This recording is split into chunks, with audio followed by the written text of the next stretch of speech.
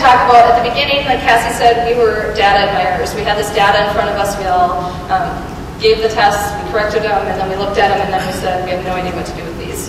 And so we just admired the data and didn't really do much. And then finally, we saw this question, which was question number 3 on our agenda, which is, what are we actually going to do with the data that we have? And so the first thing that we decided to do is, we said that our 60 minutes of math that we had during the day wasn't enough for the kids that we had in our classrooms. And so we advocated for an extra 30 minutes of math every day, and we had a 30-minute math block in the afternoon for our students. And this math block was all flexible grouping, and the grouping was based on all of our assessments that we had. So you might have had a student who was in the enrichment group for geometry, but now in the teacher-guided group for algebra. So it just depends on where the student falls, and they can kind of shift from group to group. So then we decided we're going to have a lot of planning to do, because we're going to have all 3 different groups going on in our classroom at once every day. That's a lot of planning. So we kind of decided to divide and conquer. So 2 teachers went off and would do the planning for the group that was the enriched group. 2 teachers would go off and plan for the group that was really close to being on target or proficient, and then there would be another group of teachers who would be planning for those who are kind of way off and that we still need to work for the intervention group. And so then we would kind of come back to the table, bring all of our ideas, and we would plan different strategies or whatever it might be just to help those students in those specific groups. So the one group that we had that was enriched, they were all self-guided. It was student-led. So if they had a question, they would ask their peers that were also in the group. Or we had a notebook set aside for them where they, if it was a question they really had to ask us, they had to write it down in a notebook. Because we were spending our time with the group, the intervention group that we needed to work with most. And so that group, the intervention group, we called our red group, and they were with us almost the entire math block, and it was very teacher guided. Sometimes we did things with manipulatives because there were kids that were just a little bit lower that needed a little bit more. And then our kind of middle group was mostly peer guided, so they would help each other out. They'd work in partners or teams. And then every once in a while, we'd go back and check in and make sure that they were on track. If they had any questions, we could answer those. So that's kind of how we ran our groups. Okay. Then I'm also going to look at our team template, which I kind of like looking at this a little bit better because it shows just a summary of everything that we have already talked about. So on our team template, the first part is we of course had to list our standards. So we made sure whatever unit we were on, we listed the standards that it hit. And then moving on down, we had all of our data by teacher. And then, so that we had the number of students that were tested on there, the percent that were proficient, and we had the percent that were not proficient. And then in that were our different groups. So we had our very close kids, our students who were far to go, our intervention group, and then our enrichment kids weren't listed here. So then we were able to see quickly if we had 10 students who had far to go, or if we had 4 students who had far to go. And then once again, the quick check, those numbers were a little bit skewed just because it was on just a snippet of the unit. So then we would go down, and step 2 on our team template was to analyze. We were going to analyze and prioritize. And so we talked about, based on the pre-assessment and the quick checks, what kind of strengths did we have? And so, for example, in algebra, we said our strengths were that our students knew how to do single operation variables. We knew that right away from the first pretest we did, they could do it right away. And then we had to talk about obstacles that were within our control. We couldn't talk about things that we can't control. And so obstacles within our control, we just noticed that a number written as 3m, we maybe wanted to make sure we hit on that is multiplying 3 times a number. And something as simple as that, we could pick out and say we need to focus on this for our students. And then we had to prioritize our needs, and something we said, oh, this did not go well in the quick check, so we need to make sure we focus on this. And so we decided for algebra that we were going to focus on our word problems and then changing those word problems into expressions. So it was just a nice way to break down before we even taught really much. We were able to see maybe obstacles that we were going to have while we were teaching. And then step 3, we were able to create a grade level goal. And so we noticed that we had, on this particular pre-assessment for algebra, we had 40% of our students who were at 70% or higher when they took the pretest. So then we set a goal just by talking with each other, maybe looking at the students and seeing how we think they were going to do. We set a goal of 77% on the post-test. So we were looking for that improvement there. And then step 4 was just our different strategies. So as I talked about before, we would break off with each other and then we would plan for each group. And so if Cassie and I were planning for the red group, then our information would go in this section here. We would say, here's what we're doing for our students in the red group, here's what we're doing for our students in the yellow group, and then here's for our students who are in the enriched group. As we keep moving down, then we have a list of all of the students' names, and we took those off, but you have a list of all the students' names and then which group that they would fall under. And so we were able to quickly and easily just pick out. We didn't have to sit and look through oodles of data. We just had it here, easy to go. And then as we went down here, we had our post-assessment, which was, I think, the most exciting thing for us all to look at was where they started and now where they are at afterwards. And being able to look at our percentages and be happy for each other because of how we did. And then my favorite part was when we got to go back to that list of all those students that we had listed, and we put a strike through any student that had moved from one group to a different group. So we were able to put strikes through from kids who moved from our intervention group all the way up to maybe they're now proficient, or maybe they went from the intervention group into the close to being proficient group.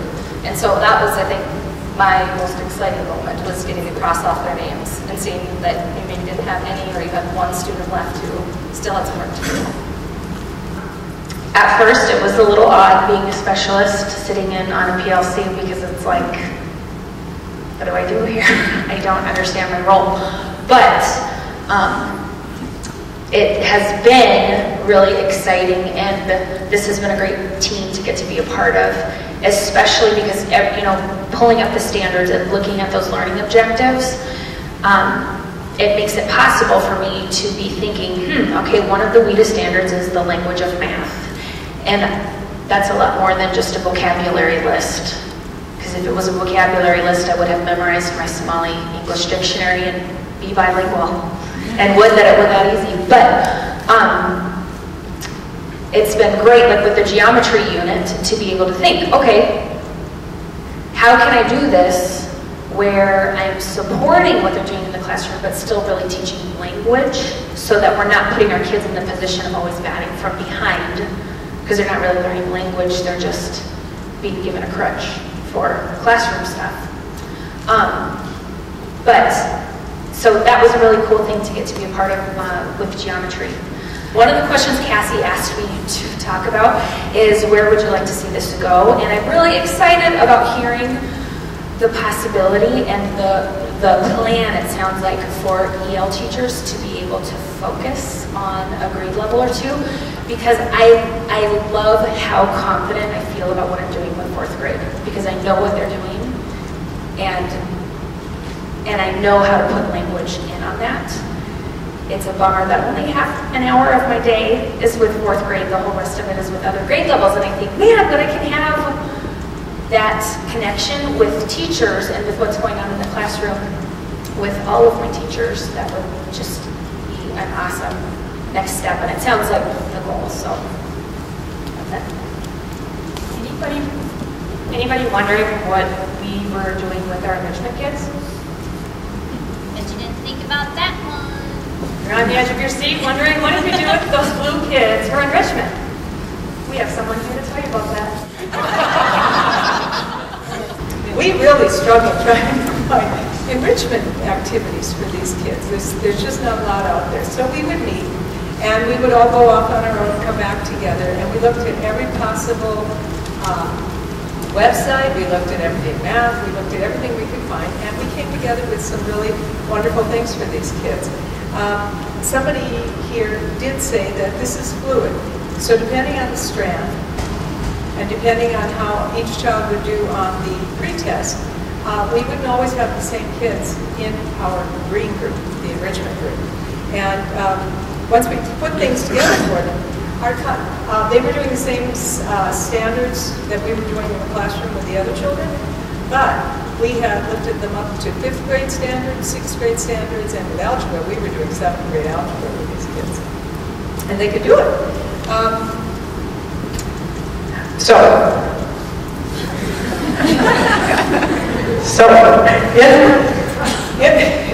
In the classroom, initially we'd give them guidance. We'd work with them individually as a group, and then we'd send them off on their own. And they were pretty much self-guided.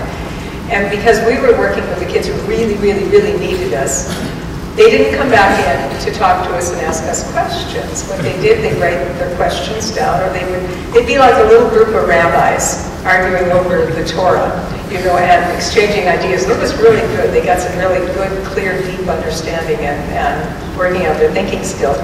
And there was, of course, a core group. In my classroom, for sure, I had one group of kids who always did very well on the pre-test. And based on that model, though, and depending on the strand, right? But what they saw when new kids could come into it was that the entire class was able to see that, you know, maybe I could get into that green group. Maybe I could also be working in enrichment, doing these extra activities that these kids are doing. So it gave them it was a great motivator for kids who don't necessarily have the gift or the MCA scores or the other things that determine where you're going to be if you want to be in the enrichment group. But they do have the work ethic, and it gives them that kind of impetus and that push to work really hard to be part of that. And it happened in my classroom a lot. I think it did in the others too, where kids would just keep moving through. So anyway, for me, I thought it was great because every student knew that they had the opportunity to be part of this enrichment group, or what they called the high kids. I have to tell you an anecdote about one boy. He would come in and out of all the different strands that we would do, and he'd look at the materials, then he would come to me and he'd say, I don't think I can do this. And so he would go back willingly to the yellow group, and next time he'd look at it and he'd say, I think I can do this. So he was motivating himself. Okay, now I'm lost. The green group, instead of the green group being pulled out and sent to another classroom, these kids are in the classroom with all the other kids. And as a consequence, the kids who are there with them, I feel, just were able to learn so much more because they were very giving and sharing with one another. They would come back and they would present to the students who were in the red group or the yellow group. They, sometimes we would pair them up with kids much like pals, so we kind of had math pals going on. And we all did that today. We gave them the post-assessment, what was that called? Oh, that's the MCA practice test, but we pal them up with kids like you would if you were going to put together your PALS groups. And it was great. Everybody got 80, 90, 100%, and it was terrific. And they were teaching each other. They weren't giving answers. It was a wonderful thing. And that's all I have to say.